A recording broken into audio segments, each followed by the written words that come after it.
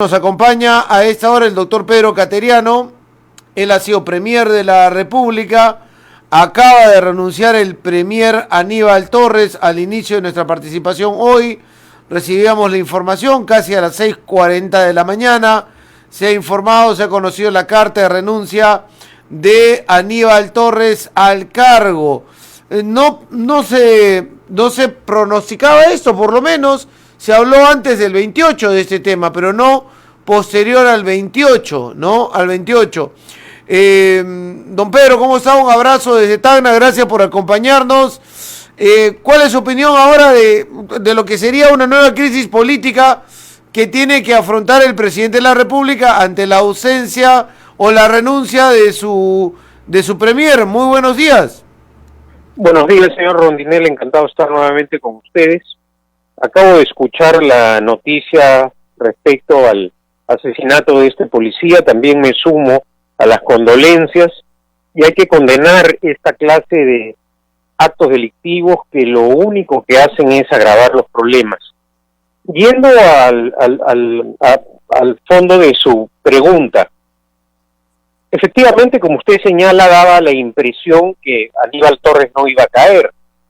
Y como ha ocurrido con anteriores presidentes del Consejo de Ministros, él ha puesto su cargo a disposición no por una ofensiva del Parlamento, no por una amenaza de un voto de censura, porque hay que recordar que cuando él fue interpelado, desafió a los congresistas, les dijo, a ver, atrévanse a censurarme, luego del conocido elogio a Adolfo Hitler. Y los parlamentarios ciertamente no se atrevieron a censurarlo. Entonces, lo que debemos preguntarnos es si esta puesta a disposición del cargo está coordinada con el presidente de la República, forma parte de una estrategia para asustar a los parlamentarios o a algunos parlamentarios que pretenden vacar al presidente, o simplemente es una estrategia del presidente para intentar la disolución del Congreso. En las horas siguientes vamos a ir conociendo en realidad de qué se trata, porque si efectivamente designa a un presidente del Consejo de Ministros luego de aceptarle la puesta a disposición del cargo el presidente, y el presidente Castillo designa a un personaje abiertamente radical, es evidente que estaremos ante una estrategia mediante la cual intentará disolver el Congreso. De no ocurrir esto, va a pasar lo que ha acontecido con los anteriores presidentes del Consejo de Ministros. Hemos podido apreciar que los problemas, la crisis política, la inestabilidad del país, no se solucionan cambiando ministros. En realidad, el gran problema es la permanencia en el poder del presidente Castillo, que en este momento está claro que tiene como objetivo su protección personal. Por esa razón es clarísima toda esta conducta de obstrucción a la acción de la justicia, que no es además algo que dicen o que afirman irresponsablemente los adversarios o los medios de comunicación, no. El propio viceministro del Interior, el anterior, renunció porque dijo claramente que no había una decisión política para buscar a los prófugos, es decir, el sobrino del presidente Castillo, Pacheco, que luego se entregó, y Silva, que continúa en condición de prófugo de la justicia. Entonces, si hacemos una suma de todos estos elementos, ciertamente estamos ante un presidente aterrado por los hechos que se van conociendo, por la información, por los testimonios preliminares que estamos conociendo de Castillo, y al final está el presidente Castillo poniendo al país al borde del abismo. Esa creo que es una opinión preliminar. Ya, es decir, definir si es una crisis natural que se produce el desgaste de la renuncia o si es provocada para generar algún tipo de efecto como pechar al Congreso de la República, que está moviendo votos, como también han dicho algunos titulares, sobre todo de la República, de que se acercan a la cifra para la vacancia. Exactamente. Ya, sí, es muy interesante. Ahora, yo me pregunto, claro, usted me dice, sí, puede sacar, si esa es la teoría, un arma más radical al premierato para no pasar el voto de confianza, pero lo que más se acerca es a un Salas a un Salas de Cultura como premier que ha sido casi un escudero, vocero y traductor del presidente. Lo que pasa es que acá hay dos escenarios, ¿no? El de una probable vacancia, y esta acción política serviría para ajustar los votos que han venido apoyando al gobierno y que según algunos estarían dispuestos, en vista de la acción de la justicia, a ya cambiar su línea política de votación. Esa es una posibilidad, no sabemos, porque en realidad todavía no tenemos la relación completa de todos los congresistas que se han sometido supuestamente de forma ilícita al servicio de la causa política del señor Castillo. Entonces, acá el problema no solo es a nivel del gobierno, lamentablemente. Sí. El Parlamento también está inmerso en esta crisis política por las imputaciones que se han hecho contra los niños de Acción Popular, por los escándalos de Alianza para el Progreso, Podemos, etcétera. Entonces hay una suma de factores que aún no conocemos. ¿Y hay algunos nombres, pero todavía no sabemos ciertamente cómo ha actuado imitando el estilo de Fujimori y Montesinos, hay que decirlo muy claramente, porque dar obra pública a allegados del Parlamento o de parlamentarios ya. Sí, pero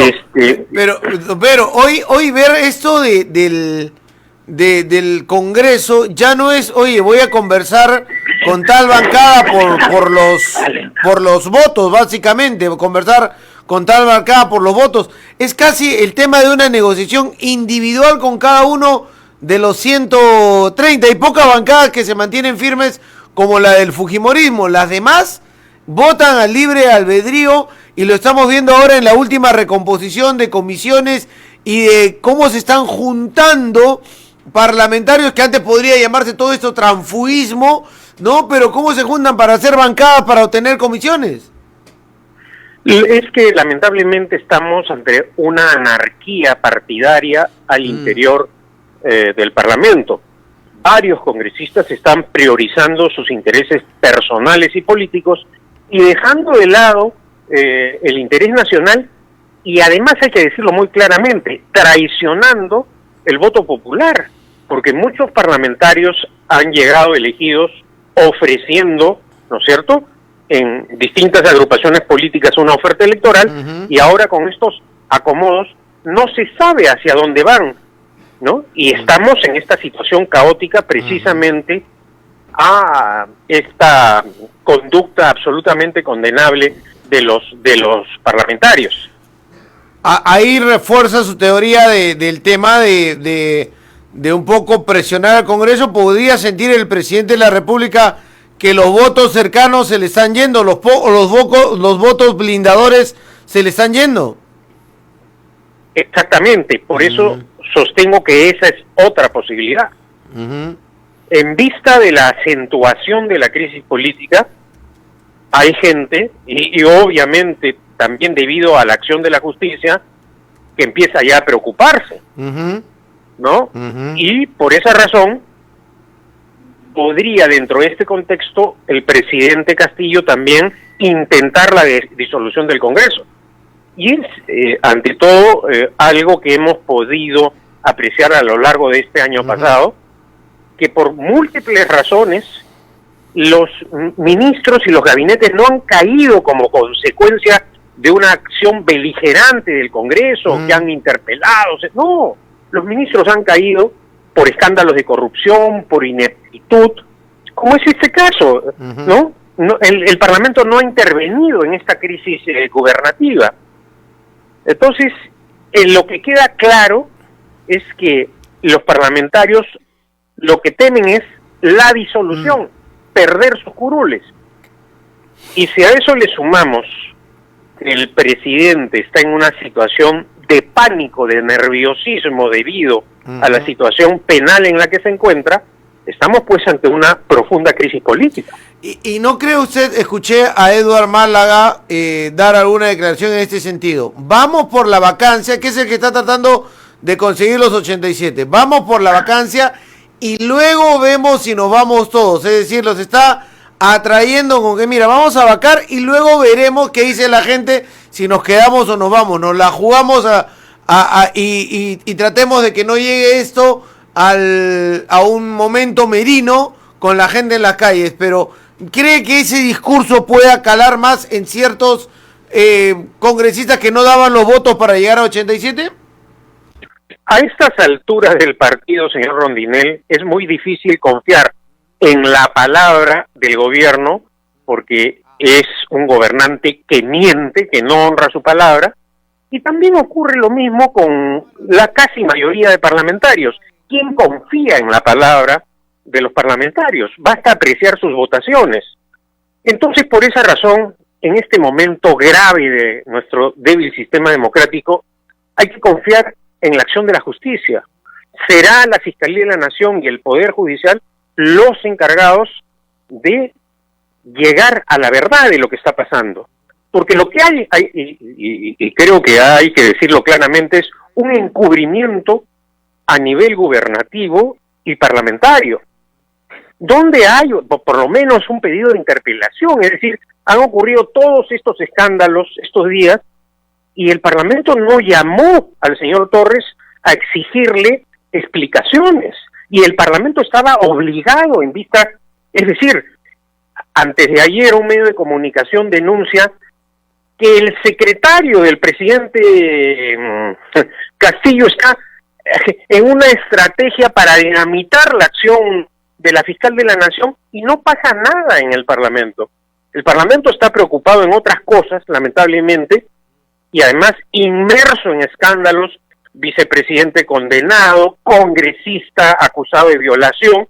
Es decir, es un escenario realmente terrorífico. Ante esa imagen, lo que responde la gente es que se vayan todos, pero ellos no lo escuchan, ni uno ni el otro. Exactamente. Por eso reitero, es poco confiable la acción del gobierno y también del Parlamento.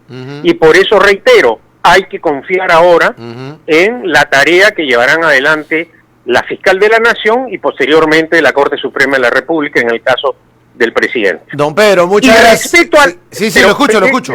Quisiera agregar lo siguiente. Respecto a la salida constitucional, creo que si la fiscal de la Nación, luego de esta investigación, solicita, por ejemplo, el arresto domiciliario del presidente o el impedimento de salida, eso va a forzar la renuncia del presidente sin ninguna duda, porque ahí no estaremos ante una acusación política, ante una imputación de un adversario, sino eso puede ocurrir como consecuencia de una tarea independiente de la Fiscalía y del Poder Judicial, naturalmente. Ahora, ¿el presidente le va a pedir al Congreso permiso para irse a Colombia esos días? Imagínese, en medio de esta crisis, de este caos, el presidente quiere viajar a Colombia. Bueno, ya el Perú ha experimentado qué ha pasado cuando un presidente en problemas pide licencias y luego no retorna, ¿no? El caso más notorio, el de Fujimori. Será responsabilidad de los parlamentarios acceder o no a este pedido, ¿no? Yo le agradezco los minutos que nos ha dado y solamente permítame hacer un paréntesis. Ha abierto la librería Crisol la semana pasada en Tacna. He visto en los estantes Sin Anestesia de Pedro Cateriano. Se la recomiendo a todos nuestros oyentes y televidentes porque es un extraordinario libro que tiene usted. Muchas gracias por acompañarnos. Muchas gracias. Buenos días. Don Pedro Cateriano, les recomiendo Sin Anestesia cuando vayan a Crisol. Libro de don Pedro Cateriano también, para aprender mucho de temas de política con quien ha sido presidente del Consejo de Ministros.